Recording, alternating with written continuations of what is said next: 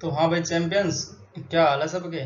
तो ionic equilibrium का 5वां लेक्चर है आज, जिसमें पढ़ने वाले हैं हम बफर सोल्यूशन। ठीक है, इसका पार्ट 1 है।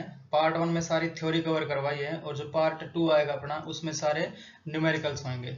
ठीक है, तो एक इम्पोर्टेंट लेक्चर है ये, सबसे इम्पोर्टेंट बोलूंगा इसको मैं। ठीक है, जो अपना आयनिक इक्विलिब्रियम है इसमें, तो सबके लिए है, IIT JEE neat and board exams के लिए।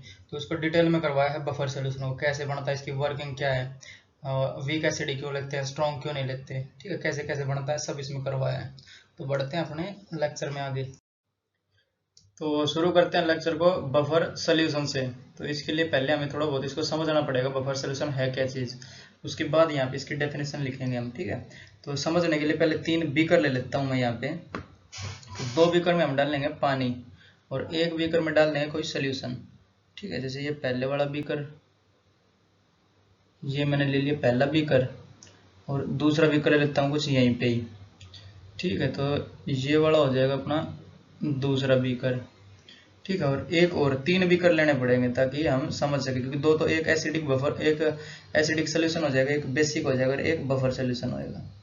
ठीक है, तो ये मैं ले लेता हूँ तीसरा बीकर। ठीक, तो पहले 2 बीकर जो हैं उनमें मैं डाल देता हूँ वाटर। जैसे ये जो अपना है, ये वाटर है यहाँ पे। ठीक है, वाटर। और जो ये है दूसरे वाला, इसमें भी वाटर ही है। ठीक, इसमें भी अपना वाटर। और जो ये तीसरे वाला है, इसमें कोई सोल्यूशन डाल देता हूँ। तो सोल्यूशन को मैं डॉट डॉट डॉट से दिखा देता हूँ। इसमें मैंने डाला है कोई solution.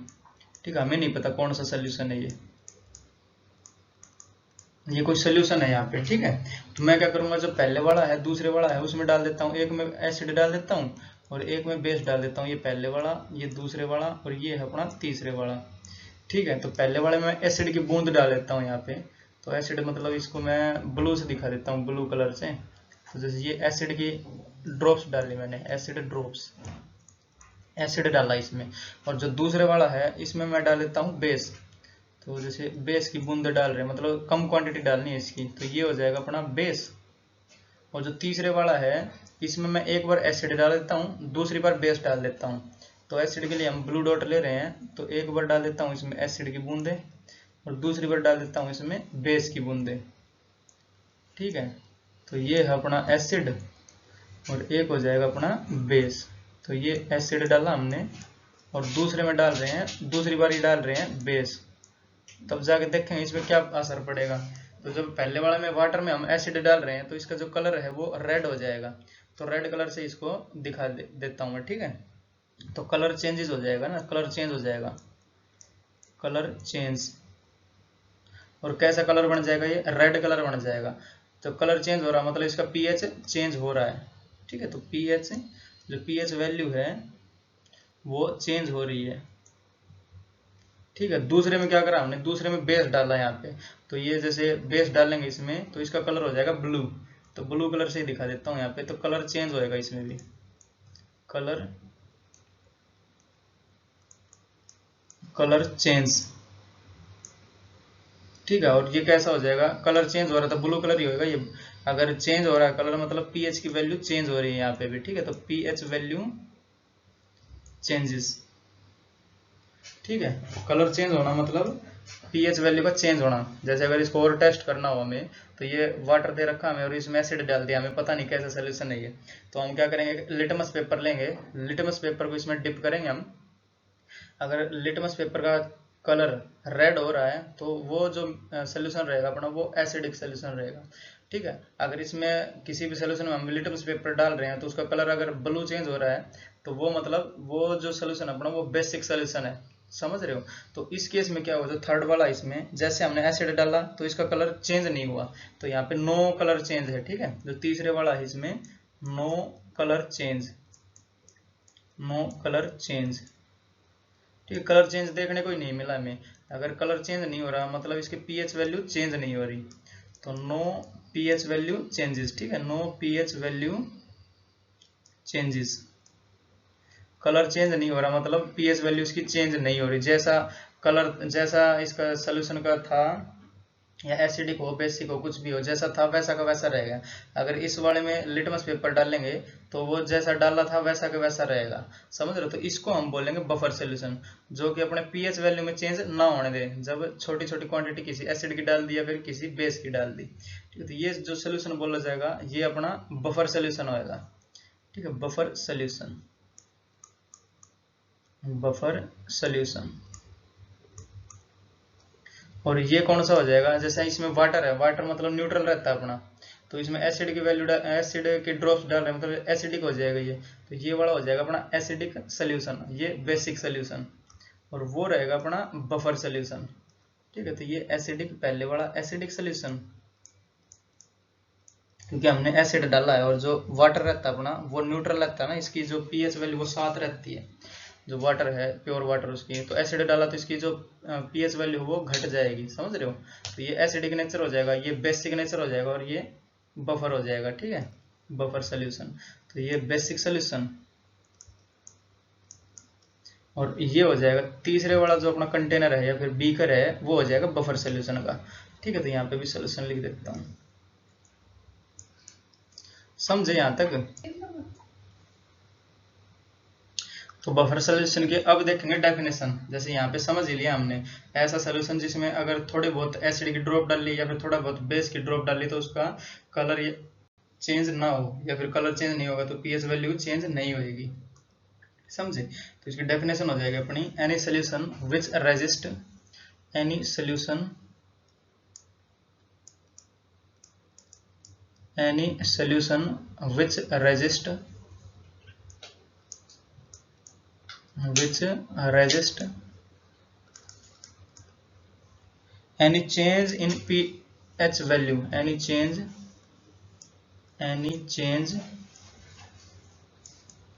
in pH value, any in pH value on addition of small quantity of acid or base, on addition of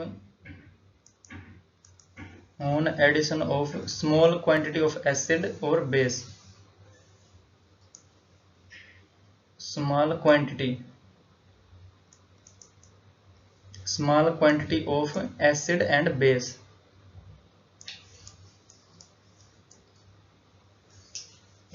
ठीक है, अगर किसी सोल्यूशन में हम थोड़ी सी क्वांटिटी डाल रहे हैं किसकी, एसिड की या फिर बेस की, तो उसकी पीएच वैल्यू में कोई चेंज ना हो, ऐसा सोल्यूशन कहलाएगा अपना बफर सोल्यूशन। तो यहाँ पे लिख देते हैं कोल्ड बफर सोल्यूशन,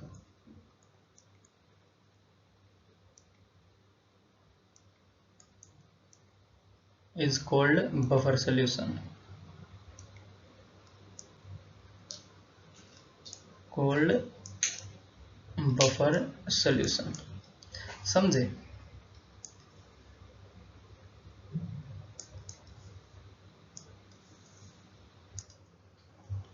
तो जैसे अगर ये बफर की बात करें, हम इसके हिंदी वर्ड की बात करें यहाँ पे, तो जो बफर का मतलब हो जाएगा अपना टू डाइजेस्ट सोक या फिर टू अब्जॉर्ब एनी सोक।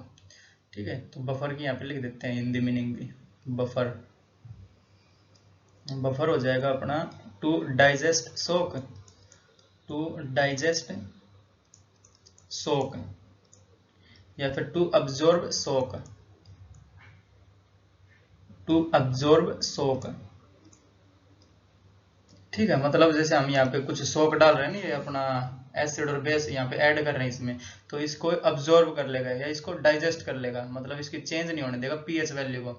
ठीक है, अगर ये ऐसा नहीं कर पाएगा तो इसकी जो पीएच वैल्यू है वो ही चेंज हो जाएगी, तो इसको अब्जॉर्ब करेगा या फिर डाइजेस्ट करेगा, समझ रहे हो। तो ये हो जाएगा अपना बफर। तो अब बफर सोल्यूशन जो है वो दो प्रकार का होता है, इसके दो टाइप होते हैं बफर के, बफर के दो टाइप होते हैं, एक तो अपना हो जाएगा एसिडिक और दूसरा हो जाएगा अपना बेसिक बफर।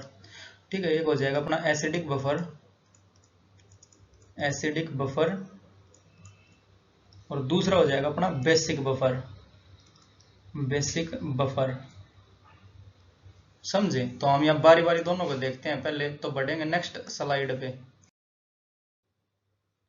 तो अब देखते हैं अपना एसिडिक बफर और बेसिक बफर। जो एसिडिक बफर है वो बनेगा अपना वीक एसिड और स्ट्रॉन्ग सॉल्ट से। तो ये बनता है अपना वीक एसिड और plus strong salt, strong salt. और इसमें एक कॉमन आयन होना जरूरी है, जैसे जो पिछला लेक्चर था हमने वो पढ़ा था कॉमन आयन इफेक्ट पे, ठीक है, तो उसका होना यहाँ पे जरूरी। जैसे ये स्ट्रॉन्ग सॉल्ट का जो कॉम्बिनेशन रहेगा अपना वो रहेगा वीक एसिड का और प्लस स्ट्रॉन्ग बेस का, समझ रहे। और जो दूसरी साइड है अपना बेसिक बफर वो क्या हो जाएगा, वीक बेस और प्लस स्ट्रॉन्ग सॉल्ट ही रहेगा, उसका कॉम्बिनेशन भी बता देते हैं। जैसे ये रहेगा वीक बेस, वीक बेस और प्लस स्ट्रॉन्ग सॉल्ट। और ये जो इसका कॉम्बिनेशन रहेगा वो रहेगा अपना वीक बेस और प्लस स्ट्रॉन्ग एसिड, समझ रहे हो, तब जाके जो अपना बेसिक बफर बनेगा ये। इसमें वीक बेस और वीक एसिड क्यों यूज कर रहे हैं, क्योंकि वो रहता है अपना रिवर्सिबल, तो उसमें बैकवर्ड रिएक्शन भी हो सकती है और फॉरवर्ड भी हो सकती है। अगर यहाँ पे हम स्ट्रॉन्ग एसिड लें तो उसमें सिर्फ फॉरवर्ड डायरेक्शन रहती है। अगर मान लेते हैं किसी कंसंट्रेशन बढ़ रही है किसी भी सोल्यूशन में तो उसकी कंसंट्रेशन कम करनी पड़ेगी, मतलब उसकी बैकवर्ड रिएक्शन भी हमें चाहिए, तब जाके हम यूज कर रहे हैं वीक एसिड और वीक बेस, समझे। तो अगर इसकी दूसरी डेफिनेशन देखना चाहो यहाँ पे तो हम लिख सकते हैं, जैसे ये वाला जो वीक एसिड है, तो वीक एसिड जो एसिडिक बफर बनेगा अपना वो वीक एसिड और प्लस सॉल्ट रहेगा अपना। सॉल्ट किस किस का रहेगा, जो ग्रुप 1 है और ग्रुप 2 है उसके जो ऑक्साइड्स और हाइड्रोक्साइड्स हैं वो स्ट्रॉन्ग बेस रहते हैं अपने। तो ग्रुप 1 और ग्रुप 2 उसके जो ऑक्साइड्स हैं और हाइड्रोक्साइड्स हैं वो स्ट्रॉन्ग बेस रहते हैं। तो स्ट्रॉन्ग सॉल्ट कब बनेगा, जब एक उसका एक पार्ट है वो स्ट्रॉन्ग बेस से आ जाए या फिर स्ट्रॉन्ग सॉल्ट से आ जाए, बट हमें चाहिए यहाँ पे स्ट्रॉन्ग बेस से। तो बेस से स्ट्रॉन्ग कौन सा आएगा, जो पहला ग्रुप है और दूसरा ग्रुप है उससे। तो ये वाला भी हम लिख सकते हैं यहाँ पे, समझ, जैसे पोटेशियम हाइड्रोक्साइड हो गया, सोडियम हाइड्रोक्साइड हो गया, NaOH COH KOH, ठीक है, तो ऐसे है ये।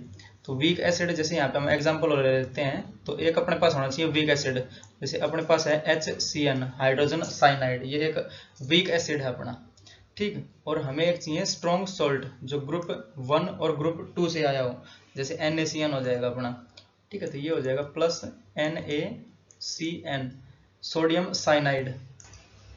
और इसमें एक कॉमन आयन भी होना चाहिए जो कि CN अपना एक कॉमन आयन है, ठीक है, तो यहाँ पे हम लिख सकते हैं कॉमन आयन भी होना जरूरी है इसमें, ठीक है। तो ये बनेगा अपना एसिडिक बफर, तो ये बनाएगा अपना एसिडिक बफर। कॉमन आयन होना जरूरी है, there must be common ion,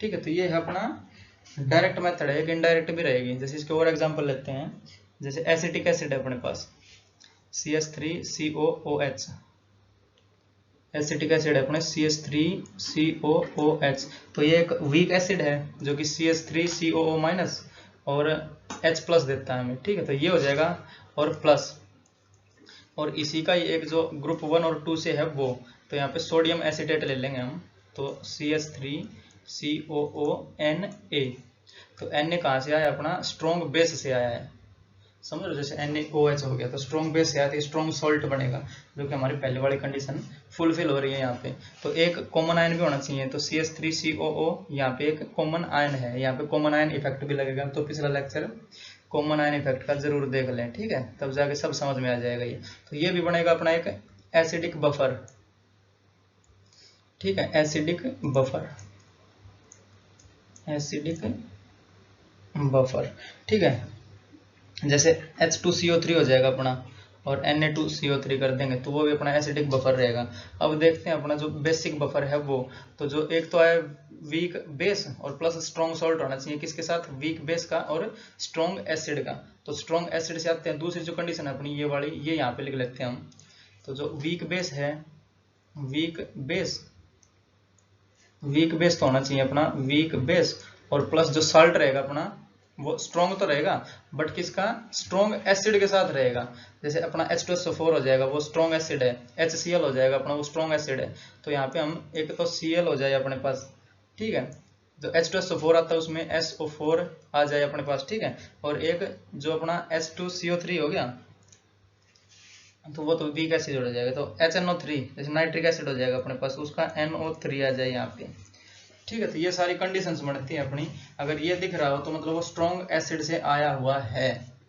तो इसके लिए हम देखते हैं एक एग्जांपल, NH4OH है अपना, एक ये वीक बेस है, NH4OH, ये अपना एक वीक बेस, और उसको एक सोल्ट के साथ करवाएंगे रिएक्शन, तो प्लस यहाँ पे लिखेंगे हम, और इसमें से एक कॉमन आयन होना चाहिए, अपना कॉमन आयन होना जरूरी है। तो यहाँ पे ले लेते हैं NH4Cl, तो NH4 और Cl, जैसे Cl कहाँ से आया है, स्ट्रॉन्ग एसिड से आया है, जैसे HCl हो गया अपना, अगर SO4 आ जाए तो H2SO4 सल्फ्यूरिक एसिड एक स्ट्रॉन्ग एसिड है, HNO3 यानी नाइट्रिक एसिड एक स्ट्रॉन्ग एसिड है, 100% डिसोसिएट करते हैं ये, ठीक है। तो ये हो जाएगा अपना, तो ये स्ट्रॉन्ग सॉल्ट बनेगा, क्यों, क्योंकि इसका एक जो कंपोनेंट है वो स्ट्रॉन्ग एसिड से आया है।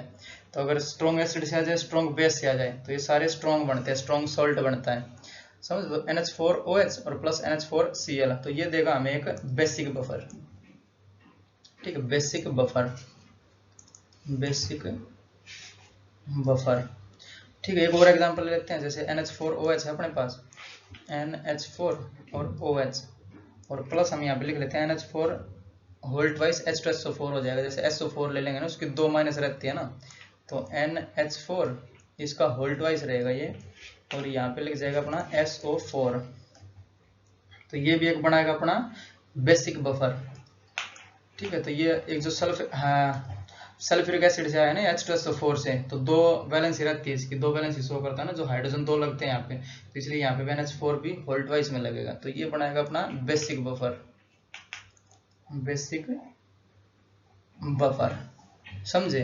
तो यहाँ पे एक कंडीशन लिख लो, यहाँ पे कॉमन आयन होना जरूरी है, जैसे यहाँ पे ये कॉमन आयन है ना अपना NH4, इसमें भी NH4 है, इसमें Cn आ जाएगा, इसमें CH3COOH COO वाला आ जाएगा। तो यहाँ पे कंडीशन लिख लेते हैं, there must be a common ion, तो there must be a common ion, common ion, ठीक है। तो ये कंडीशन जरूरी है यहाँ पे, तो इसमें भी लिख देते हैं, there must be a common ion, there must be a common ion, common ion, ठीक है।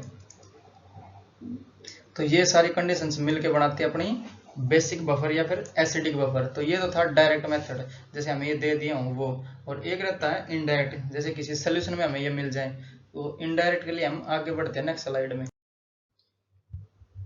तो यहाँ पे देखते हैं हम indirect method of acidic buffer and basic buffer. इसके लिए क्या होगा, जैसे कोई सोल्यूशन दिया होगा हमें या फिर कोई रिएक्शन दी होगी, उसमें हमें एक वीक एसिड रहेगा और हमें स्ट्रॉन्ग सॉल्ट मिल जाए जिससे, तो वो इनडायरेक्ट मेथड रहेगी एसिडिक बफर बनाने के लिए। जैसे यहाँ पे एग्जांपल के थ्रू समझा देते हैं। यहाँ पे जैसे अपने पास है CH3COOH है, जो कि वीक एसिड है अपना, CH3COOH, तो ये वीक एसिड हो गया, और प्लस इसकी रिएक्शन मैं करवा दे रहा हूँ NaOH से, NaOH से, जो कि अपना स्ट्रॉन्ग बेस है। ये वीक एसिड और ये है स्ट्रॉन्ग बेस, वीक एसिड और ये है स्ट्रॉन्ग बेस। बट हमें चाहिए क्या, जो बफर सोल्यूशन के लिए हमें चाहिए क्या, स्ट्रॉन्ग सोल्ट चाहिए यहाँ पे, ठीक है। तो ये रिएक्शन होगी अपनी, ऐसे ये हमें देगा CH3COONA, यहाँ से CH3Na का हट जाएगा, यहाँ पे H की जगह Na जुड़ जाएगा यहाँ पे, ठीक है। तो ये सोल्ट बन रहा है ना, ये स्ट्रॉन्ग बेस से आया हुआ है ये, तो CH3COONA और प्लस हमें देगा H2O, जैसे वाटर बाहर निकल जाएगा, ऐसे ये OH और ये H, यानी H2O यहाँ से बाहर निकल जाएगा। तो ये क्या बनेगा अपने पास, ये बनेगा अपना स्ट्रॉन्ग सोल्ट, स्ट्रॉन्ग सोल्ट बन रहा है अपना, समझो। किस किस से बना, एक तो ये वीक एसिड से बना, तो ये वीक एसिड हो गया अपना CH3COO, वीक एसिड से आया है, तो ये बना अपना वीक एसिड और प्लस स्ट्रॉन्ग बेस से, तो ये भी अपना बफर सोल्यूशन बनाएगा, समझ रहे हो। तो ये एसिडिक बफर बनाएगा यहाँ पे, तो ये हो जाएगा अपना acidic buffer, acidic buffer. But इसकी एक कंडीशन रहनी चाहिए, कंडीशन क्या रहेगी, हमें एक तो ये चाहिए, जैसे ये वीक एसिड तो चाहिए, तो इसकी जो क्वांटिटी है वो ज्यादा रहेगी स्ट्रॉन्ग बेस से, ठीक है। यहाँ पे कंडीशन लिख लेते हैं, एसिडिक बफर बनेगा कब, तो यहाँ पे नोट करके डाल लेते हैं इसको, जो वीक एसिड है या फिर कंसंट्रेशन ऑफ वीक एसिड है वो ग्रेटर देन रहना चाहिए अपना कंसंट्रेशन ऑफ जो स्ट्रॉन्ग बेस लिया हमने इससे, कंसंट्रेशन ऑफ स्ट्रॉन्ग बेस से। जैसे इस केस में अगर हम बात करें यहाँ पे, तो इसको पहले तो सारा न्यूट्रलाइज होना चाहिए, ये सारा खत्म हो जाना चाहिए NaOH, तभी जाके ये बनेगा ना। तो NaOH क्या करेगा, Na यहाँ पे जुड़ जाएगा, H2O बाहर निकल जाएगा। ठीक है, तो वीक एसिड रहेगा, इसकी कंसंट्रेशन ज्यादा, मतलब ये सोल्यूशन में अपना पड़ा रहेगा, समझ रहे। तो वीक एसिड हो गया अपने पास, और एक ये बन जाएगा, ये जब टूटेगा ये दोनों मिलके बनाएंगे CH3COONA, सोडियम एसिटेट बन रहा है अपना, जो कि स्ट्रॉन्ग सॉल्ट है ये, क्योंकि स्ट्रॉन्ग बेस से आया है ना सोडियम। ठीक है, तो ये भी पड़ा रहेगा इसमें, ये बन जाएगा, और ये ऑलरेडी पड़ा रहेगा क्योंकि इसकी जो कंसेंट्रेशन है वो ज्यादा है इससे, तो ये सारा खत्म हो जाएगा अपना, ये सारा एलिमिनेट हो जाएगा, तो ये बचेगा और स्ट्रॉन्ग सॉल्ट बचेगा अपना। तो ये एक एसिडिक बफर बनाएगा, क्योंकि कंडीशन क्या है एसिडिक बफर की, एक तो वीक एसिड होना चाहिए और एक स्ट्रॉन्ग सॉल्ट होना चाहिए, वीक एसिड का और स्ट्रॉन्ग बेस का, समझ रहे हो। तो ये बनाएगा यहाँ पे, जो अपना एसिडिक बफर है वो बनाएगा। तो ये पहला एग्जाम्पल लिख लेते हैं यहाँ पे। दूसरा और देख लेते हैं, एक दूसरा एग्जांपल यहाँ पे ले लेते हैं हम NaCN, या फिर दूसरा एग्जांपल जो अपना, पहले H2SO4 ले लेते हैं, स्ट्रॉन्ग एसिड H2SO4, ये है स्ट्रॉन्ग एसिड अपना, स्ट्रॉन्ग एसिड। ठीक है, और इसकी जो रिएक्शन है वो मैं करवा देता हूँ NaCN के साथ, सोडियम साइनाइड के साथ, NaCN। ठीक है, ये क्या है, एक सॉल्ट है ये, जो पिछली बार भी मैंने करवाया था ना, ये है स्ट्रॉन्ग सॉल्ट, किस किस का, एक तो वीक बेस का है ये, जैसे ये Cn जो है ये वीक बेस से आया है ना, वीक एसिड से आया है ना, जैसे HCN होगा तो वीक एसिड है, तो वीक एसिड से, और प्लस Na किससे आया है, स्ट्रॉन्ग बेस से आया है, NaOH से, समझे। तो एक तो ये अपने पास सॉल्ट है और एक है अपना स्ट्रॉन्ग एसिड, तो ये हमें क्या देगा, HCN देगा ये, जैसे HCN बनेगा, इसका जो Na है ये अलग हो जाएगा, इसका एक H अलग हो जाएगा, तो HCN ये बनेगा, तो 2 मोल बन जाएंगे इसके, और ये प्लस हमें देगा Na2 और SO4, तो इसको हमें बैलेंस करना पड़ेगा इक्वेशन को। तो जैसे ये 2 हाइड्रोजन है तो ये 2 से मल्टीप्लाई हो जाएगा, मतलब 2 मोल बनेंगे अपने पास HCN के, तो 2 हाइड्रोजन हो गए, 2 साइनाइड बने अपने पास, तो 2 हाइड्रोजन तो हो गए, 2 साइनाइड नहीं हुए, तो यहाँ से 2 से मल्टीप्लाई हो जाएगा, तो इसको हम 2 से मल्टीप्लाई कर देंगे, तो 2 साइनाइड हो गए और 2 सोडियम हो गए, तो 2 सोडियम यहाँ पे अगर एक सल्फेट आयन होगा SO4। ठीक है, तो ये अपनी हो जाएगी बैलेंस्ड इक्वेशन। तो ये क्या बना अपने पास, ये बना वीक एसिड, तो ये बनेगा अपने पास वीक एसिड। ठीक है, तो हमें क्या चाहिए था, एक वीक एसिड चाहिए और एक स्ट्रॉन्ग सॉल्ट चाहिए, मतलब इसकी जो कंसेंट्रेशन अब की बार ये कम होनी चाहिए, किससे, जो अपना सॉल्ट लिया हमने इससे, समझ रहे हो। तो ये भी एसिडिक बफर बनाएगा कब, जब कंसेंट्रेशन H2SO4 की कम रहेगी। ठीक है, एसिडिक बफर बनाएगा ये, एसिडिक बफर कब बनाएगा, जब जो स्ट्रॉन्ग एसिड है, स्ट्रॉन्ग एसिड की कंसेंट्रेशन कम रहेगी, किससे कम रहेगी, अपनी जो अपना बेस लिया हमने, करेक्शन जो साल्ट लिया है ये वाला, इस पर्टिकुलर केस के लिए बता रहा हूँ। ठीक है, तो इसके लिए जो लिख देता हूँ concentration of NaCN, sodium cyanide, इसकी कंसेंट्रेशन से जो स्ट्रॉन्ग एसिड लिया हमने H2SO4, इसकी कंसेंट्रेशन कम होनी चाहिए, ताकि ये खत्म हो जाए इक्वेशन में, इधर रिएक्शन में ये बड़ा खत्म हो जाएगा अपना, तो बचेगा क्या, अपना सॉल्ट बचेगा, और ये बन जाएगा वीक एसिड, तो ये एसिडिक बफर बन जाएगा अपना, समझ रहे हो। तो कंडीशन क्या है, वीक एसिड होना चाहिए, स्ट्रॉन्ग सॉल्ट होना चाहिए, किसका, वीक एसिड और स्ट्रॉन्ग बेस का, तो ये हमारे दोनों कंडीशन फुलफिल कर रहा है, इसलिए एसिडिक बफर बनेगा, समझे। जैसे और इसके अगर एग्जांपल लें हम, जैसे HNO3 है, CH3CONA के साथ इसकी रिएक्शन करवा देंगे तो CH3COH मिलेगा हमें, जो कि वीक एसिड है, समझे। और देख लो HCOH है, फॉर्मिक एसिड, KOH के साथ इसकी रिएक्शन करवा दो तो हमें क्या मिलेगा, HCOOK मिलेगा, और प्लस मिलेगा H2O। ठीक है, तो ये एक वीक एसिड और सॉल्ट मिल जाएगा हमें, वीक एसिड और सॉल्ट मिल जाएगा, वीक एसिड और स्ट्रॉन्ग बेस के साथ। ठीक है, तो और देखते हैं हम, जो इसका बेसिक बफर है उसके 2 एग्जाम्पल और देख लेते हैं यहाँ पे।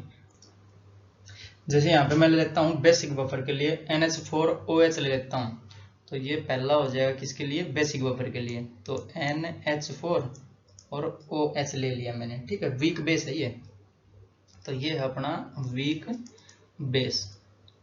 ठीक, और इसकी मैं रिएक्शन करवा देता हूँ HCl के साथ, यानी स्ट्रॉन्ग एसिड के साथ, HCl है अपना। ठीक है, ये है अपना स्ट्रॉन्ग एसिड। तो जो अपना बेसिक बफर है उसके लिए क्या कंडीशन है, जो वीक बेस होना चाहिए और यहाँ पे स्ट्रॉन्ग सॉल्ट होना चाहिए, किसके साथ, वीक बेस और स्ट्रॉन्ग एसिड के साथ, समझ रहे हो। तो ये हमें देगा, इसकी अगर रिएक्शन लिखें तो ये हमें देता है NH4Cl NH4Cl और प्लस H2O बाहर निकल जाएगा। समझ रहे हो? तो ये अपना बन जाएगा क्या, एक सोल्ट बनेगा। कौन सा? स्ट्रॉन्ग सोल्ट, जो ये वाला है ये स्ट्रॉन्ग एसिड से आया है, ठीक है। ये बनेगा स्ट्रॉन्ग सोल्ट, यानी वीक बेस और प्लस स्ट्रॉन्ग एसिड से आया हुआ है ये। तो ये भी बनेगा एक बेसिक बफर। समझ रहे हो? तो ये बनेगा अपना बेसिक बफर। कंडीशन तो इसमें भी लगेगी। क्या क्या कंडीशन लगेगी? जो वीक बेस हमें चाहिएगा, किसके लिए? बेसिक बफर के लिए वीक बेस चाहिए और ये वाला चाहिए। तो इसकी जो कंसंट्रेशन है HCl की वो कम होनी चाहिए वीक बेस से। समझ रहे हो? तो कंसंट्रेशन ऑफ है HCl इसकी कम रहनी चाहिए अपने जो वीक बेस है NH4OH की कंसंट्रेशन से, ठीक है। तो ये इसके लिए कंडीशंस हैं। दूसरा एग्जांपल और देख लेते हैं। यहाँ पे NH4Cl ले लेते हैं। तो NH4Cl दूसरा एग्जांपल हो जाएगा अपना NH4Cl और प्लस यहाँ पे हम इसकी रिएक्शन करवा देते हैं NaOH के साथ, सोडियम हाइड्रोक्साइड। तो ये हमारा एक सोल्ट है NH4Cl, जो ये आया अपना वीक बेस और स्ट्रॉन्ग एसिड से। और ये अपना स्ट्रॉन्ग बेस है, ये है स्ट्रॉन्ग बेस सोडियम हाइड्रोक्साइड। जो पहला ग्रुप और दूसरा ग्रुप है उसके जो ऑक्साइड्स हैं और हाइड्रोक्साइड्स हैं वो स्ट्रॉन्ग बेस रखते हैं, ठीक है। ये है अपना स्ट्रॉन्ग बेस और ये हो जाएगा अपना सॉल्ट। और ये स्ट्रॉन्ग सॉल्ट ही है, जो कि मैंने ये पहले वाला बता दिया है ना, ये वाला। समझे? तो ये हमें क्या देता है? तो ये हमें देगा NH4OH और प्लस का देगा हमें सोडियम क्लोराइड NaCl। जैसे ये जो Na है ये यहाँ से हट जाएगा और Cl के साथ जुड़ जाएगा तो NH4OH बनेगा, ठीक है। ये जो है वीक बेस। तो ये है अपना वीक बेस। और हमें क्या चाहिए? हमें चाहिए वीक बेस और सोल्ट चाहिए। तो ये वाली जो कंसंट्रेशन इसकी कम होनी चाहिए। सो स्ट्रॉन्ग बेस लिया हमने। जो स्ट्रॉन्ग बेस है ये बनेगा अपना बेसिक बफर। बेसिक बफर बनेगा कब बनेगा? जब जो कंसंट्रेशन NaOH की है, NaOH इसकी जो कंसंट्रेशन है वो कम रहेगी किससे? NH4Cl से, NH4Cl से। समझ रहे हो? तो ये दो मेथड थे इसके, एक तो डायरेक्ट था और एक था इनडायरेक्ट। तो ये भी अपने बेसिक बफर और एसिडिक बफर बना सकते हैं। समझ रहे हो? तो अब देखते हैं जो अपना बफर सॉल्यूशन है वो काम कैसे करता है। तो उसके लिए बढ़ेंगे हम नेक्स्ट स्लाइड में। तो अब देखते हैं हम वर्किंग ऑफ बफर सॉल्यूशन। जो बफर सॉल्यूशन है वो काम कैसे करता है वो देखते हैं, ठीक है। तो हम यहाँ पे एक एसिडिक बफर लेते हैं, एसिडिक बफर। उसका एक एग्जांपल लेंगे हम। जैसे हमारे पास CH3COOH है जो कि वीक बेस रहेगा। इसका जो एसिडिक बफर कैसे बनता है वो लिख लेते हैं। तो वीक एसिड रहना चाहिए अपने पास और स्ट्रॉन्ग सॉल्ट रहना चाहिए, ठीक है। किसके साथ है? वीक एसिड और स्ट्रॉन्ग बेस के साथ, ठीक है। तो ये है अपनी कंडीशन किसके लिए? एसिडिक बफर के लिए। तो इसका एक एग्जांपल लेते हैं हम। जैसे अपने पास CH3COOH है, CH3COOH एसिडिक एसिड है अपने पास, ठीक है। मतलब ये एक वीक बेस है। तो ये किस में डिसोसिएट करेगा अपना? ये करेगा CH3COO माइनस और प्लस H+ में ये डिसोसिएट करेगा अपना। तो ये तो हुआ अपना एक वीक एसिड, ठीक है। वीक एसिड ले लिया। अब एक स्ट्रॉन्ग सोल्ट लेना, किसका? वीक एसिड का और स्ट्रॉन्ग बेस का, जो किसमें कॉमन आयन इफेक्ट भी होना चाहिए। जो ये वाला कॉमन आयन होएगा अपना CH3COO Na ले लेते हैं हम। तो एक ये एक स्ट्रॉन्ग सोल्ट हो जाएगा ना। जैसे CH3COO Na ये एक स्ट्रॉन्ग सोल्ट है, क्योंकि जो सोडियम आया है अपना वो आया है ग्रुप 1 और 2 के ऑक्साइड या हाइड्रोक्साइड से। जैसे NaOH हो गया अपना, तो ये स्ट्रॉन्ग है। अगर एक भी कंपोनेंट इसका स्ट्रॉन्ग है तो सोल्ट स्ट्रॉन्ग रहेगा अपना। तो ये 100% डिसोसिएट करेगा अपना, समझे। तो 100% डिसोसिएट करके हमें क्या देगा? CH3COO माइनस और प्लस Na+ देगा हमें, ठीक है। तो ये दोनों मिला के बनता है अपना एसिडिक बफर। समझ रहे हो? तो हम मान लेते हैं हम इसमें KOH ऐड कर रहे हैं। जो ये वाला सोल्यूशन है इसमें हम ऐड कर लेते हैं KOH, पोटेशियम हाइड्रोक्साइड। लेट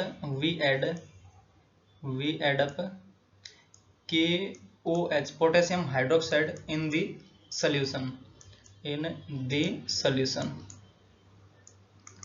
ठीक है। तो क्या होएगा? जैसे जो CH3COOH है यहाँ पे हम KOH ऐड कर रहे हैं। तो प्लस और प्लस OH माइनस देगा ये। तो ये जो हाइड्रोजन है ये और ये दोनों मिलके वाटर बना लेंगे अपना, और ये मिलके बना लेंगे अपना K लग जाएगा यहाँ पे, जैसे N लगा हुआ है ना ऐसे K लग जाएगा। ठीक है, तो जो अपना सोल्यूशन है उसमें ये वाले की कंसेंट्रेशन कम होने लगेगी, तो ये तो चाहेगा इसका जो इक्विलिब्रियम है वो कांस्टेंट रहे, चाहेगा ना। ये जो मात्रा मिलाई हमने KOH की ये स्मॉल क्वांटिटी में है, स्मॉल क्वांटिटी या फिर स्मॉल अमाउंट में। ठीक है, स्मॉल अमाउंट में हमने KOH को मिलाया है, ये ज्यादा मिलाएंगे तो भी बताएंगे क्या होएगा। पहले थोड़ा सा मिला है स्मॉल अमाउंट में, तो ये K यहाँ पे अटैक करेगा क्योंकि ये प्लस चार्ज है ये माइनस चार्ज है, दोनों एक दूसरे को अट्रैक्ट करेंगे, यानी CH3COO बनेगा। तो जो अपने रिएक्शन है इसमें क्या लगेगा, CH3COO माइनस की कंसेंट्रेशन कम हो रही है जो इसको लगेगा ना, तो ये क्या करेगा, ये CH3COOH कहाँ से लेगा, जो अपने पास ये पड़ा है ऑलरेडी इससे लेगा, समझ रहे हो। तो ये इससे लेता रहेगा और ये जो इक्वेशन है वो बढ़ती रहेगी। कब तक, जब ये जो स्मॉल अमाउंट खत्म ना हो जाए तब तक स्मॉल अमाउंट ही रहेगी। ठीक है, अगर एक तो ये हो गया, तो इसका जो अपना जैसे ये मिलता रहेगा ना, ये CH3CO माइनस है यहाँ से मिलता रहेगा क्योंकि ये खत्म हो रहा है किसके साथ, K के साथ रिएक्शन करके, थोड़ी अमाउंट में हो रहा है वो। ठीक है, ये है स्मॉल अमाउंट में, तो ये लेता रहेगा यहाँ से, तो जो अपना इक्विलिब्रियम है वो स्टेबल रह जाएगा अपना, समझे। इस वाले इक्वेशन से लेता रहेगा CO माइनस, क्योंकि ये कंसेंट्रेशन कम हो रही थी इसकी, तो यहाँ से उठाएगा ये, समझे। तो और मान लेते हैं हम यहाँ पे HCl ऐड कर देते हैं, यहाँ पे हम HCl ऐड करेंगे। जैसे HCl आया तो अपना ये H और H प्लस और प्लस Cl माइनस आएगा यहाँ पे HCl का, तो ये Cl और ये Na मिलेगा यहाँ पे। ठीक है, ये भी है स्मॉल अमाउंट में, जो HCl है वो स्मॉल अमाउंट में है, स्मॉल अमाउंट में। ठीक है, तो Cl क्या करेगा, Cl माइनस और Na प्लस है, तो ये दोनों मिलके बनाएंगे NaCl, और ये क्या बनेगा CH3COO माइनस और ये H, यानी CH3COOH एसिटिक एसिड बनाना शुरू कर देगा ये। तो इस जो पूरी रिएक्शन है, क्योंकि ये पूरा सोल्यूशन है ना ये, इस सोल्यूशन में क्या रहेगा, CH3COO माइनस है, इसकी कंसेंट्रेशन कम होने लगेगी। अगर इसकी कंसेंट्रेशन कम हो रही है तो ये कहाँ से लेगा CH3CO माइनस जो आयन है ये, तो ये वाले जो इक्वेशन है ये रिएक्शन बढ़ाएगा अपनी फॉरवर्ड डायरेक्शन में। फॉरवर्ड डायरेक्शन में अगर बढ़ाएगा तो ये हमें मिल रहा है CH3CO माइनस आयन और प्लस H प्लस आयन मिल रहा है हमें। ठीक है, तो ये वाली रिएक्शन फॉरवर्ड रिएक्शन यहाँ पे बढ़ जाएगी, ताकि जो इक्विलिब्रियम है वो स्टेबल रहे अपना, यानी कॉन्स्टेंट रहे, चेंज ना हो। तो अगर देखो कम क्यों लिया है, ये कम इसलिए लिया है क्योंकि जो अपनी ये डिग्री ऑफ डिसोसिएशन है इसका ये नियरली 5% है। मतलब जो डिसोसिएट करेगा ये अगर 1 मोल हुआ तो 0.05 मोल ही डिसोसिएट करता है, ये हमें पता है। अगर ये ऑलरेडी ज़्यादा मिला देंगे तो ये इतना डिसोसिएट नहीं हो पाएगा, तो ताकि इसको टैकल कर सके तब इक्विलिब्रियम को यहाँ से शिफ्ट होना ही पड़ेगा, फिर वो सोल्यूशन बफर सोल्यूशन नहीं रहेगा वो, समझ रहे हो। इसलिए हम यहाँ पे स्मॉल अमाउंट यहाँ पे ऐड करते हैं, बोलो समझे कि नहीं। जैसे HCl ऐड करा यहाँ पे तो NaCl बनेगा और ये एसिटिक एसिड बनाएगा, तो ये वाली कंसेंट्रेशन कम हो जाएगी सोल्यूशन की। तो जो सोल्यूशन है उसको क्या लगेगा, CH3COO माइनस की कंसेंट्रेशन कम हो रही है, तो वो क्या करेगा, CH3 एसिटिक एसिड क्या करेगा, इसको डिसोसिएट करेगा, ये अपने CH3COO माइनस आयन देगा और H प्लस आयन देगा, जिससे ये वाली जो कम हो रही थी वो पूर्ति हो जाए और जो इक्विलिब्रियम है वो स्टेबल रह जाए अपना, समझे। इसलिए यहाँ पे हम कम अमाउंट ऐड करते हैं, ताकि ये इसका जो डिग्री ऑफ डिसोसिएशन है वो नियरली 5% है, और अगर इसको ज़्यादा डाल देंगे तो ये डिसोसिएट तो इतना ही करेगा बट इसकी कंसेंट्रेशन बढ़ जाएगी फिर, तो उसके बाद जो अपना इक्विलिब्रियम हो उसको शिफ्ट होना ही पड़ेगा। और अगर स्मॉल अमाउंट डाल रहे तो इस केस में इक्विलिब्रियम शिफ्ट होने की ज़रूरत नहीं है, तो ये अपना बफर सोल्यूशन रहेगा। अगर इसको चेंज होना पड़ा तो वो बफर सोल्यूशन थोड़ी बनेगा अपना। बफर सोल्यूशन की डेफिनेशन भी देख लेना मैंने, जो अपने pH वैल्यू को चेंज ना होने दे, समझे। अगर इसकी कंसेंट्रेशन बढ़ जाएगी मान लो तो एसिडिक बन जाएगा, एसिडिक इन नेचर, क्योंकि H प्लस के आयंस बढ़ रहे हैं इसमें, समझे, फिर वो बफर सोल्यूशन नहीं रहेगा फिर। और क्या हो जाएगा, जैसे यहाँ पे हम जो एसिडिक बफर है उसमें ये वीक एसिड क्यों यूज कर रहे हैं, क्यों, अगर यहाँ पे स्ट्रॉन्ग एसिड अगर यूज करा तो कम्प्लीटली डिसोसिएट हो जाएगा, और फिर मान लेते हैं हम जो स्मॉल अमाउंट ऐड कर रहे हैं तो उसको आयंस कौन देगा, फिर उसको आयंस देने के लिए एक बार ये इक्वेशन हो जाएगी, रिएक्शन हो जाएगी तो कंप्लीट, उसके बाद हमें आयंस थोड़ी मिलेंगे इधर से, तो वे कम होने लग जाएंगे आयंस, समझे। तो अब जाके जो अपना इक्विलिब्रियम है उसको शिफ्ट होना ही पड़ेगा, फिर वो बफर सोल्यूशन नहीं रहेगा अपना। इसलिए हम यहाँ पे जो वीक एसिड है वो यूज करते हैं ताकि उसे फॉरवर्ड रिएक्शन भी मिल सके हमें और बैकवर्ड भी। अगर फॉरवर्ड मिलेगी, जैसे अगर यहाँ से कम हो रहे हैं थोड़े बहुत इसके आयन, तो CH3COH क्या करेगा, वो डिसोसिएट करेगा अपने आयन्स को फॉरवर्ड रिएक्शन में या फॉरवर्ड डायरेक्शन में, जिससे हमें CH3CO- मिलेगा और H+ की कंसेंट्रेशन मिलेगी। समझे?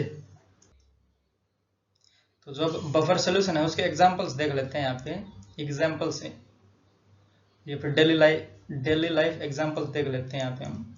Daily life examples of buffer solution. जैसे जो अपना ब्लड है वो भी एक बफर सोल्यूशन की तरह ही काम करता है। जैसे हो जाएगा ह्यूमन ब्लड या फिर कोई भी ब्लड हो, किसी भी जीव जंतु का भी हो, वो सब बफर सोल्यूशन में काउंट होता है। ठीक है, ब्लड हो जाएगा। ब्लड जो है वो पीएच को मेंटेन करके रखता है। जैसे हम मान लेते हैं, हम अपनी बात करें तो हम जाके अपने रेडी पे कभी समोसा खा लेते हैं, कभी चाउमीन खा लेते हैं, पानी पूरी खा लेते हैं, तो उसमें क्या है, कुछ अपने एसिडिक रहते हैं, कुछ बेसिक रहते हैं। तो अगर एसिडिक खाए तो जो ब्लड है वो पूरा मेंटेन रखेगा, जो पीएच है उसको मेंटेन रखेगा। तो ये वाली इक्वेशन बताइए, ऐसी इक्वेशन रहेंगी उसमें। ठीक है, एक तो ब्लड हो जाएगा अपना, और दूसरा क्या हो जाएगा, जो बेबी लोशंस रहते हैं वो बेबी लोशंस। तो वो क्या करते हैं, जो बच्चों का काम आते हैं ना, क्योंकि उनकी जो स्किन है वो सेंसिटिव रहती है, समझ रहे हो, तो उन पर रैशेज होने का खतरा रहता है। तो ये बेबी लोशन क्या करता है, इसके पीएच को मेंटेन रखता है, जिससे कि रैशेज नहीं होंगे उनको। ठीक है, एक हो जाएगा जो अपना शैम्पू है वो। तो थर्ड वन हो जाएगा यहाँ पे शैम्पू। शैम्पू क्या करता है, इसमें अगर मान लेते हैं जो बफर सोल्यूशन ना हो तो हमारे हेयर्स को डैमेज कर सकता है वो, क्योंकि जो शैम्पू रहेगा वो कुछ अपने बालों में कुछ लगा रहेगा और उससे रिएक्शन अलग होकर बाल हमारे खराब हो सकते हैं, फिर झड़ सकते हैं। तो इसमें रहता है अपना जो अपना शैम्पू है, इसमें रहता है बफर सोल्यूशन जो कि मेंटेन रखता है अपने को। ठीक है, तो ये है अपना बेस, स्मॉल क्वांटिटी में या फिर स्मॉल अमाउंट में ये भी। ठीक है, स्मॉल अमाउंट में है अपना बेस। एक बार हमने थोड़ा सा बेस ऐड करा, एक बार जो HCl है ये अपना एसिड है। ठीक है, स्मॉल अमाउंट में एक बार एसिड करा तो इस पे कोई फर्क नहीं पड़ेगा। एसिडिक बफर का ही एग्जांपल लिया हमने, यहाँ पे बेसिक बफर का भी एग्जांपल ले सकते हो। ठीक है, करके देख लेना एक बार इसको। तो अब जो अपना नेक्स्ट पार्ट आता है कि जो बफर सोल्यूशन है उसका पीएच कैसे निकालें, वो आता है। तो जो पीएच निकालने का डेरिवेशन फॉर्मूला है उसका डेरिवेशन देखते हैं नेक्स्ट स्लाइड में। ठीक है, पीएच निकालने का डेरिवेशन फॉर्मूला। तो अब देखते हैं calculation of pH of a buffer solution. तो बफर सोल्यूशन का पीएच कैसे निकाले वो हमें देखना पड़ेगा यहाँ पे। तो हमें यहाँ पे जो एग्जांपल है वो एसिडिक बफर का ले लेते हैं। बेसिक बफर का लेना होगा तो जो H+ रहता है, जो एसिड आता है वहाँ पे बेस लिख देंगे हम। ठीक है, यहाँ पे बता भी देंगे। जैसे यहाँ पे ले लेता हूँ मैं CH3COOH जो कि वीक एसिड है अपना। तो ये है अपना वीक एसिड। ठीक है, और ये हमें देगा डिसोसिएट होए के हमें देगा CH3COO- और प्लस H+ हमें ये देगा सोल्यूशन में। तो ये तो हुआ हमारा वीक एसिड है। तो एक स्ट्रॉन्ग सॉल्ट भी लेना पड़ेगा हमें। तो स्ट्रॉन्ग सॉल्ट में क्या रहेगा, जो कॉमन आयन भी रहना चाहिए। तो यहाँ पे Na कर देते हैं हम। ठीक है, CH3COONA ये है स्ट्रॉन्ग सॉल्ट, तो कि 100% डिसोसिएट हो जाएगा ये। तो ये हमें देगा CH3COO- और प्लस Na+। तो ये जाके बनेगा अपना एक एसिडिक बफर। तो ये है अपना क्या है, स्ट्रॉन्ग सॉल्ट है, ये स्ट्रॉन्ग सॉल्ट जो कि किस किस से मिलकर बना है, वीक एसिड और प्लस स्ट्रॉन्ग बेस से। तो जैसे जो अपना ये सोल्यूशन है एसिडिक बफर सोल्यूशन, तो इसमें हम लिखना चाहते हैं इसकी जो Ka की वैल्यू है, आयनाइजेशन कांस्टेंट ऑफ एसिड्स, वो लिखना चाहते हैं हम यहाँ पे। तो Ka क्या हो जाएगा, Ka वो बराबर हो जाएगा अपना, ये वाली जो टर्म्स है ये आएंगी, जैसे कंसेंट्रेशन ऑफ H+ आयन, तो ये कंसेंट्रेशन ऑफ H+ आयन और into concentration of CH3COO- ion. ठीक है, तो यहाँ पे लिखेंगे हम CH3COO- आयन और डिवाइड बाई कंसंट्रेशन ऑफ जो प्रोडक्ट है वो, क्योंकि के किसके लिए लिख सकते हैं हम, रिवर्सिबल प्रोसेस के लिए, इसके लिए नहीं लिख सकते हम, समझ रहे हो। तो यहाँ पे डिवाइड करेंगे किससे, कंसंट्रेशन ऑफ CH3COOH से, ठीक है। बट ये कब लिखते हैं, जो के कब लिखते हैं, पूरे सोल्यूशन में। तो सोल्यूशन की बात करेंगे, सोल्यूशन में हमारे पास ये भी है और ये भी है, यहाँ पे पूरे जो CH3COO- है वो यहाँ से भी मिल रहा है हमें और यहाँ से भी मिल रहा है, तो यहाँ से 100% डिसोसिएशन पे मिल रहा है, तो यहाँ पे नियरली 100% डिसोसिएशन हो रहा है, 100% डिसोसिएशन हो रहा है, ठीक है। और इस केस में क्या है, इधर नियरली 5% है, वो नियरली 5% डिसोसिएशन हो रहा है, ठीक है। तो ये तो 100% हो रहा है, ये 5% हो रहा है, तो यहाँ पे जो कंसंट्रेशन रखेंगे हम वो यहाँ पे इस वाले के रखेंगे, जो सोल्ट लिया हमने इसकी रखेंगे कंसंट्रेशन, ठीक है। 100 के आगे 5 क्या है, कुछ भी नहीं है, तो इसको हम यहाँ पे नेगलेक्ट करेंगे, जो 5% डिसोसिएशन हो रहा है अपना वीक एसिड से, उस वाले कंसंट्रेशन को हम करेंगे नेगलेक्ट, क्योंकि 100% चाहिए ना हमें, तो ये 100% मिल रहा है, CH3 इसकी कंसंट्रेशन चाहिए, तो ये डोमिनेट फैक्टर करेगा, रहेगा यहाँ पे, ठीक है। तो जो ये वाली मिल रही है हमें, ये यहाँ पे सोल्ट से लिख सकते हैं हम, ठीक है। तो Ka क्या हो जाएगा अपना, Ka वो बराबर हो जाएगा कंसंट्रेशन ऑफ H+ आयंस और इनटू कंसंट्रेशन ऑफ हो जाएगा सॉल्ट, समझे। और डिवाइड बाय करेंगे हम यहाँ पे, डिवाइड बाय जो कंसंट्रेशन है CH3COOH की, इसकी कंसंट्रेशन कहाँ से मिलेगी हमें, इसकी मिलेगी यहाँ से, जो कि अपना वीक एसिड है इससे, तो यहाँ पे हम लिखेंगे एसिड, बताते हैं क्यों मिलेगी, तो यहाँ पे लिखेंगे हम एसिड, क्योंकि जो कंसंट्रेशन है किसकी, जो अपनी CH3COOH है इसकी कंसंट्रेशन इक्विलिब्रियम पे, ये तो हो जाएगा जीरो अपना इक्विलिब्रियम पे, क्यों, क्योंकि 100% डिसोसिएट कर जाएगा, और यहाँ पे क्या मिल रहा है अपने CH3COH मिल ही नहीं रहा ना, तो यहाँ से ही मिल रहा है, वैसे देख सकते हैं, ये वैसे भी 100% डिसोसिएट कर जाता अगर यहाँ पे होता तो, बट ये एक वीक एसिड, तो ये मिलेगा यहीं से ही अपने को, यानी वीक एसिड से, तो ये हमें मिल रहा है, इसकी कंसंट्रेशन एसिड से मिल रही है, तो ये यहाँ पे डायरेक्ट साल्ट अपॉन एसिड कर सकते हैं हम, ठीक है। तो एसिड को उधर गुणा कर देंगे हम और साल्ट को डिवाइड कर देंगे इससे, तो ये H+ की जो कंसंट्रेशन बचेगी वो लिखते हैं यहाँ पे, तो कंसंट्रेशन ऑफ H+ आयन बराबर हो जाएगा अपना Ka और इनटू एसिड, यानी कंसंट्रेशन ऑफ एसिड और divide by concentration of salt, समझे। तो ये फॉर्मूला आ रहा है अपने पास, बट हमें निकालना है इसका pH, तो pH के लिए क्या करेंगे हम, नेगेटिव लॉग ले देंगे दोनों side, taking negative log on both sides, taking negative log on both sides, ठीक है। बोथ साइड नेगेटिव लॉग लेंगे, तो ये वाली इक्वेशन में तो ये हो जाएगा नेगेटिव ऑफ log बेस 10, या फिर और लिखना चाहो तो यहाँ पे नेगेटिव log बेस 10 कर लेना, ठीक है, ऑन बोथ साइड्स, तो ये हो जाएगा अपना नेगेटिव ऑफ log बेस 10 और into concentration of H+ ion, तो ये हो जाएगा अपना H+ आयन बराबर हो जाएगा नेगेटिव ऑफ log बेस 10, क्योंकि दोनों साइड रखना है हमें, तो ये हो जाएगा अपना Ka और इनटू कंसंट्रेशन ऑफ एसिड और divide by concentration of salt, ठीक है। ये बन के आ रहा है अपना, तो इसको हम क्या बोलते हैं, pH बोलते हैं, जो मैंने पिछले वाले लेक्चर्स में, pH वाले लेक्चर में इसको क्लियरली इसका डेरिवेशन करवा के दिखाया था, तो इसको हम बोलेंगे pH, ठीक है। और बराबर हो जाएगा, ये जो log की प्रॉपर्टी है log A और log m इंटू n, तो log m और प्लस log n बनता है ये, तो ये माइनस का यहाँ पे कॉमन रह जाएगा अपना, तो बचेगा क्या, log बेस 10 और ये बनेगा Ka और प्लस log बेस 10 और ये बन जाएगा अपना एसिड, कंसंट्रेशन ऑफ एसिड और divide by concentration of salt, ठीक है। log m+n यहाँ पे लिख लेते हैं, या फिर pH का जो फॉर्मूला था वो हमने पिछले लेक्चर्स में करवाया, pH वाले में ऊपर टाइप कर लेना pH by the champions institute, तो जो pH का फॉर्मूला था वो तो था अपना नेगेटिव ऑफ log बेस 10 और कंसंट्रेशन ऑफ हाइड्रोनियम आयन या फिर H+ आयंस, तो ये तो pH का फॉर्मूला था हमने ऑलरेडी करवा रखा है, और जो log की प्रॉपर्टी है वो भी ऑलरेडी मैंने मैथमेटिक्स में करवाई हुई है, उसको भी लेक्चर को सर्च कर लेना, logarithm by the champions institute, तो वो वाला लेक्चर भी मिल जाएगा।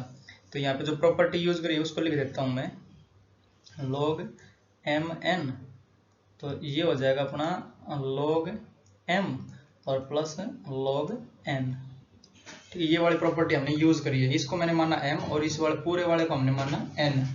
तो ये m log m और प्लस log n, ठीक है, ये माइनस का यहाँ पे गुणा हो जाएगा। तो ये ph बराबर हो जाएगा अपना नेगेटिव log बेस 10 और इंटू ka और प्लस करेक्शन जो ये वाला रहेगा ये भी नेगेटिव रहेगा, नहीं इधर नेगेटिव हो जाएगा, माइनस ये भी माइनस और ये भी माइनस, तो यहाँ पे प्लस ना होके माइनस ही रहेगा।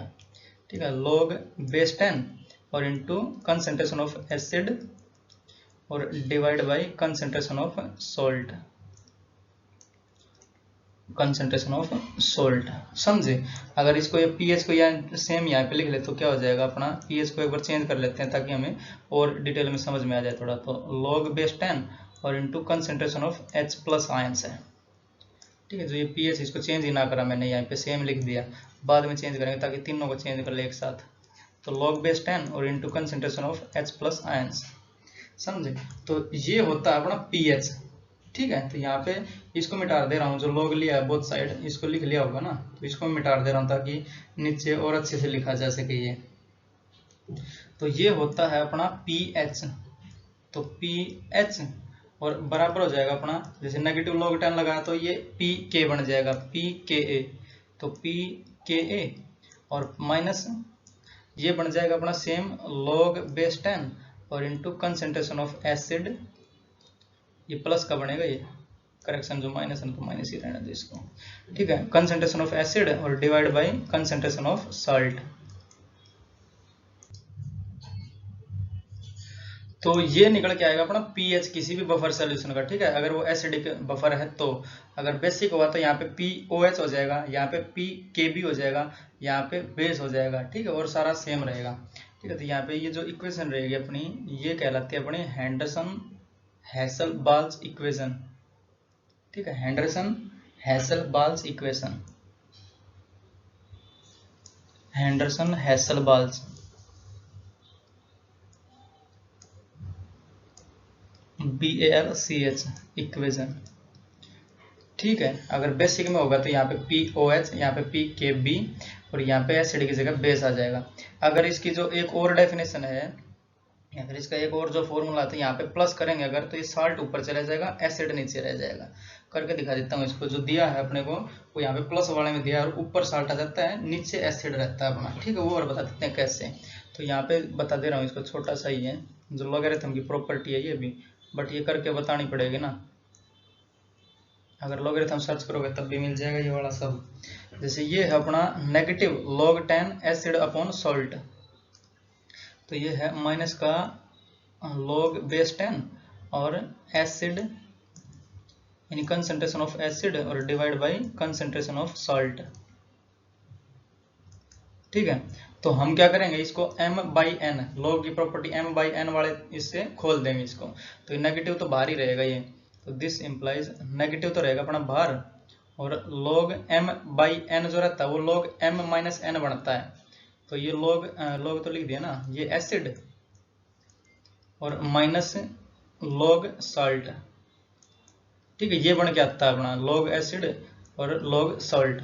तो ये जो माइनस है ये यहाँ पे इसको माइनस बना देगा और इसको प्लस बना देगा, क्योंकि ये दोनों के है ना माइनस वाला, ये वाला माइनस जो हमने ये वाला ले रखा है, तो ये माइनस दोनों में लग जाएगा। तो माइनस का एसिड हो जाएगा और प्लस का log सॉल्ट हो जाएगा। ठीक है, तो इसको लिख देता हूँ, माइनस का तो हो जाएगा अपना एसिड वाला और प्लस का हो जाएगा अपना log सॉल्ट प्लस का हो जाएगा। ये जो ये माइनस था यहाँ पे माइनस करेंगे तो माइनस वाला, और यहाँ पे माइनस माइनस हो जाएगा प्लस। तो अब इसको देखा जाए तो ये प्लस का है, ये m हो जाएगा और ये n हो जाएगा। समझ रहे हो? तो log m/n भी हो जाएगा, ये सॉल्ट अपॉन एसिड हो जाएगा। ठीक है, अगर दूसरे और तरीके दिखाऊं इसका, log सॉल्ट है पहले प्लस का है, तो ये log सॉल्ट 10 भी इसका बेस में है। ठीक है, उसको कंसिडर कर लेना, और ये माइनस का रहेगा log acid, concentration of acid. ठीक है, तो ये हो गया log m minus log n यानी log m/n। तो यहाँ पे m ये हो जाएगा और n ये हो जाएगा, तो ये प्लस बन जाएगा ना, log सॉल्ट अपॉन एसिड। तो यहाँ पे प्लस आ जाएगा, सॉल्ट अपॉन एसिड हो जाएगा ये फिर, या फिर इसको माइनस भी रख सकते हो, एसिड अपॉन सॉल्ट भी कर सकते हो, कुछ भी कर सकते हो यहाँ पे। तो ये जो इक्वेशन रहेगी अपनी, ये हेंडरसन हैसल-बाल्च इक्वेशन रहेगी। तो इसी से ही क्वेश्चन आते हैं अपने, जो पीएच निकालना होगा ना किसी भी बफर सोल्यूशन का। समझे? तो अब जो ये हमने इसका डेरिवेशन करा, ये पी एच बराबर है पी के ए और minus log 10 acid upon salt, या फिर अगर मेरे हिसाब से देखा जाए तो यहाँ पे प्लस करके सॉल्ट को ऊपर ले लो, एसिड को नीचे कर लो, ताकि जो बुक्स में दिया है वो ये वाला इक्वेशन बना के दिया है, यहाँ पे प्लस करके दिया है, ठीक है। तो इसको यहाँ पे हम प्लस कर लेते हैं, सॉल्ट को ऊपर कर लेते हैं, एसिड को नीचे, समझे। तो यहाँ पे प्लस कर दिया और सॉल्ट और एसिड को यहाँ पे चेंज कर दूंगा मैं, तो ऊपर आ जाएगा अपना सॉल्ट और नीचे आ जाएगा अपना एसिड, समझ रहे हो। तो इसको याद रख लेना ताकि कंफ्यूजन ना हो, क्योंकि बुक्स में दी है ये वाली और यहाँ पे हम माइनस लगा देते तो बोला सर ये माइनस है वो प्लस है, तो वो भूल जाते हैं हम, ठीक है। तो ये बुक में दी है ये वाली हमने करवा दी यहाँ पे। तो इसके एक दो क्वेश्चन देखते हैं, ज्यादा लंबा लेक्चर हो जाएगा ये, तो इसका दूसरा पार्ट बनेगा, उसमें सिर्फ क्वेश्चन करेंगे बफर सोल्यूशन के, ठीक है। एक दो क्वेश्चन देखने जरूरी है यहाँ पे, ताकि ये जो समझ में आ जाए पूरे वाला जो हमने करवाया है ये, उसके बाद लेक्चर को रैप अप करेंगे। तो क्वेश्चन दिया हमें, find the pH of a buffer solution having 0.1 molar CH3COOH acetic acid whose Ka is 10 की शक्ति -5 एंड 0.2 मोलर CH3COONA। तो जो बफर सॉल्यूशन मैंने दिया है यहाँ पे वो दे भी सकते हैं और नहीं भी दे सकते हैं, हमें पहचानना पड़ेगा। जैसे ये एक वीक एसिड है अपना और ये एक स्ट्रॉन्ग सॉल्ट है, ठीक है। तो ये एक बफर सॉल्यूशन बनेगा एसिडिक बफर, तो इसका जो पीएच है वो एसिड की तरह ही आना चाहिए ना, 7 से कम आना चाहिए। तो देखते हैं इसका सोल्यूशन। तो जो पीएच निकालना है हमने जो पिछले वाले उसमें इसका सीखा, बराबर हो जाएगा PKA और plus log base 10 plus log base 10 और इनटू कंसंट्रेशन ऑफ सॉल्ट और divide by concentration of acid, ठीक है। तो सारे चीज दे रखे हैं, हमें पीएच निकालना है, तो पीएच बराबर हो जाएगा PKA। तो PKA को मैं log बेस 10 और इंटू Ka लिख सकता हूँ और प्लस log 10 और साल्ट की कंसंट्रेशन, तो कंसंट्रेशन ऑलरेडी हमें दे रखी है साल्ट की 0.2 मोलर है, तो ये 0.2 मोलर रखा जाएगा और डिवाइड बाय जो एसिड की कंसंट्रेशन है वो, तो 0.1 मोलर इसकी कंसंट्रेशन दे रखी है, तो 0.1 रखा जाएगा ये, समझे। तो Ka की वैल्यू और रख देते हैं यहाँ पे 10 की शक्ति -5, तो ये 10 की शक्ति -5 है।